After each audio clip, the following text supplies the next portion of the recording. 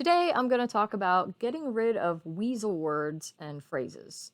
Weasel words are common words that are often overused and don't add any value to your writing. They actually weaken your writing. Or, as my favorite author Angela Hunt puts it, they clutter up your manuscript. Just about any word can be a weasel word if it's overused by a writer. And you don't have to get rid of every instance where these words are used, just use them sparingly and replace them with better wording when possible. Some common examples are time transitions like then, the next day, and soon.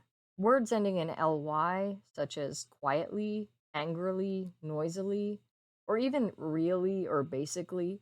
Words that tell rather than show, such as heard, saw, or thought. Double verbs like started to. And also words like is, it, was, were, has, have, and had. Those are only a few examples. Some other weasel words vary by writer. For example, years ago, I read a book where the main character murmured almost every time she spoke. The word murmured was used so often that it became annoying to read, and to this day, it's the one thing I remember most about that story. For that particular writer, murmur was a weasel word. I'm finding a lot of these in my own writing, which is why my revisions are probably going to take a while. Angela Hunt wrote a book about this called Tracking Down the Weasel Words, which I highly recommend reading.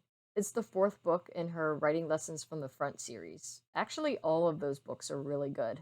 In it, she suggests using your writing program's search and replace feature to capitalize all the letters in your weasel words.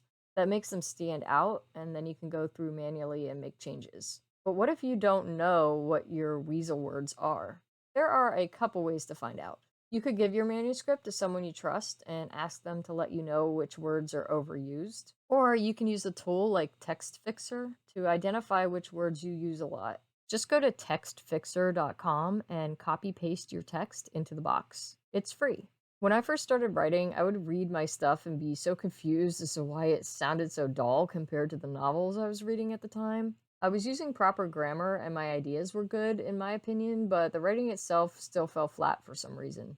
It took me a while to figure out that this was the reason. Being able to recognize and cut out weasel words can make a world of difference. And I'm still learning how to do this, so don't be surprised if the first fiction book I published still has a few little weasels in it. It's a process and a skill, and it takes a while to build up a skill.